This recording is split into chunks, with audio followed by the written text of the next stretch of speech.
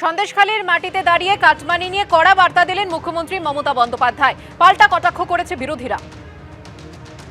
আমরা যে স্কিমগুলো দিচ্ছি এই স্কিমগুলোর জন্য কাউকে কোনো পয়সা দেওয়ার দরকার নেই, কাউকে কোনোদিন কেউ চাইলেও দেবেন না। মনে থাকবে, মনে থাকবে, কোনো পয়সা কাউকে গভর্নমেন্টের কোনো স্কিমের জন্য দেবেন না। মুখ্যমন্ত্রী কথা শুনে লাভ কি? দুষ্টু লোকেদের পাল্লায় পড়বেন না। আমি বলছি মুখ্যমন্ত্রী তো দুষ্টু লোকেদের পুষছেন, আর দুষ্টু লোকেরাই মুখ্যমন্ত্রীকে ঘিরে রেখেছে। একেবারে অপরাধীদের পাল্লায় পড়া একটা বাহিনী, তার মতন করে উনি ওনার দল চালাচ্ছেন, ফলে মানুষের জীবন ওষ্ঠাগত। অভিষেক বন্দ্যোপাধ্যায় নাম করে তোলাবাজি, পার্টি অফিস উদ্বোধনের নামে তৃণমূলের সর্বভারতীয় সাধারণ সম্পাদক সহ একাধিক সাংসদ বিধায়কের নাম লিখে ভুয়ো আমন্ত্রণপত্র ছাপানোর অভিযোগ। আর এই অভিযোগ তৃণমূলের পঞ্চায়েত প্রধানের বিরুদ্ধে তুলে থানায় অভিযোগ দায়ের করেছেন তৃণমূলেরই ব্লক সভাপতি। সর্বভারতীয় তৃণমূল কংগ্রেসের কার্যালয় উদ্বোধন করার নাম করে এলাকার মানুষের কাছ থেকে টাকা তোলাবাজি করছে। মমতা বন্দ্যোপাধ্যায় যেদিন সন্দেশখালীতে সভা করলেন সেদিনই সেখানে সামনে চলে এলো তৃণমূলের গোষ্ঠীদ্বন্দ্ব। তৃণমূলের পঞ্চায়েত প্রধানের বিরুদ্ধে তোলাবাজির অভিযোগ তুললেন তৃণমূলেরই ব্লক সভাপতি। জল গড়ালো থানা অবধি। ইনি হাজি সিদ্দিক মোল্লা, তৃণমূল পরিচালিত সন্দেশখালীর বেড়মজুদ 2 নম্বর গ্রাম পঞ্চায়েতের প্রধান। তার বিরুদ্ধে তোলাবাজি, অভিষেক বন্দ্যোপাধ্যায়ের নাম করে মিথ্যে প্রচারের মতো বিস্ফোরক সব অভিযোগ উঠল। আর বিরোধী দল নয়, সেই অভিযোগ তুললেন তৃণমূলেরই আরেক নেতা। সন্দেশখালী রামপুর মোড়ে এই হলো হাজি সিদ্দিক মোল্লার তৈরি করা দোতলা নির্মাণ। অভিযোগ, তৃণমূলের সর্বভারতীয় পার্টি অফিস বলে এই বাড়িটি দেখিয়েই তোলাবাজি করেছেন তিনি।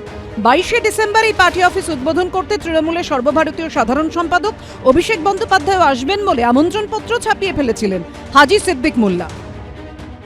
22শে ডিসেম্বর অভিষেক বন্দ্যোপাধ্যায় সর্বভারতীয় তৃণমূল কংগ্রেসের কার্যালয় উদ্বোধন করতে আসবেন বলে লিফলেট এবং নিমন্ত্রণপত্র ছাপিয়েছেন। সেখানে আরও আমাদের সিনিয়র সাংসদ প্রায় 5-7 জন, এমপি, এমএলএ এরকম নাম ছাপিয়ে দিয়েছেন। আমরা বিষয়টা সব পার্টির নজরে এনেছি, আমি পুলিশে কমপ্লেন করেছি। যখন আমরা দেখলাম যে কার্ড ছাপিয়েছে অভিষেক বন্দ্যোপাধ্যায়ের নামে, আমরা আমাদের এখানকার অবজারভার সুজিত বসুকে জানিয়েছি, অভিষেক বন্দ্যোপাধ্যায় অফিসকে জানিয়েছি, এবং সুজিতদা সেই সময় হাজি সিদ্দিক মোল্লার সঙ্গে কথাও বলেছিলেন যে তুমি এইগুলো করো না, এগুলো অভিষেক বন্দ্যোপাধ্যায় বা মমতা বন্দ্যোপাধ্যায়ের নাম সবসময় ছাপানো যায় না তাদের অনুমতি ছাড়া। তৃণমূলের ব্লক সভাপতির আরও দাবি, তৃণমূলের পঞ্চায়েত প্রধান হাজি সিদ্দিক মোল্লা অভিষেক বন্দ্যোপাধ্যায়ের নাম করে প্রচার করছেন যে বসিরহাট লোকসভা কেন্দ্রের উপনির্বাচনে তাকেই প্রার্থী করার সিদ্ধান্ত নেওয়া হয়েছে। অভিষেক বন্দ্যোপাধ্যায়ের টোন ফোনে যেভাবে হোক রেকর্ডিং করে সারা এলাকায় শুনিয়েছে। আগামী দিন হাজি নুরুল ইসলাম প্রয়াত হওয়ার পর আমাদের এমপি, উনি হাজি সিদ্দিক মোল্লা এমপি হচ্ছেন, অভিষেক বন্দ্যোপাধ্যায় করে দেবেন। হাজি সিদ্দিক মোল্লার বাড়িতে গিয়ে তাকে পাওয়া যায়নি, তবে সব অভিযোগ অস্বীকার করেছেন তার স্ত্রী। মিথ্যে কথা, সব বানানো চক্কর, সব এই লোকে ফেলবে বলে করতেছে, ফাঁসাবে বলে সব বানানো, একদম সব মিথ্যে। পুলিশে এসেছিল, জিজ্ঞেস করেছে হাজা হয়েছে, তাই বলেছি। ভাই সাহেব বাড়িতে নেই, কোথায় গিয়েছে আমি তো জানি না। সন্দেশখালী থানায় তৃণমূলের পঞ্চায়েত প্রধানের বিরুদ্ধে অভিযোগ করেছেন তৃণমূলের ব্লক সভাপতি। আবার তৃণমূলের ব্লক সভাপতি দিলীপ মল্লিকের বিরুদ্ধে বেআইনি কাজের প্রতিবাদ করায় হুমকি দেওয়ার অভিযোগ তুলে হাইকোর্টে মামলা দায়ের করেন তৃণমূলেরই যুব নেতা ও হাজি সিদ্দিক মোল্লা ঘনিষ্ঠ মঈনুদ্দিন মোল্লা। সোমবার বিষয়টি আদালতে উঠলে বিচারপতি শম্পা দত্ত পাল জানিয়ে দেন, নিয়মিত বেঞ্চে এই মামলার শুনানি হবে।